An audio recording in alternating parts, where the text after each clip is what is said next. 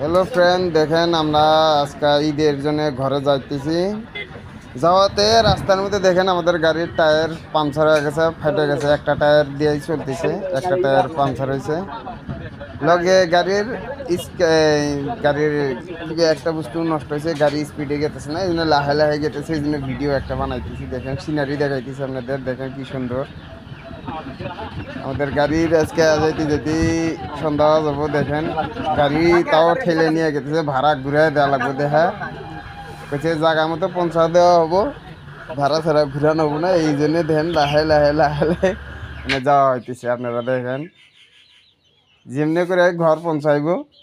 বর্তমানে আমরা কৃষ্ণাতে আছি, দেখেন কৃষ্ণার থেকে লাহে লাহে লাহে লাহে কোনো রকম একটা গ্রেস পাইলি গেলেই মানে গাড়িটা ঠিক করা হবো। তা আপনারা দেখতে থাকেন, আমাদের সিনারিটাও দেখেন। তাহলে ঈদের ঈদের ঈদের জন্য বাড়িতে যাওয়া হইতেছে। ভাই দেখেন আমরা বহুত কষ্ট করে আসতেছি, সকালে গাড়ি তুলছি 10টার সময়, এখনো রাস্তায়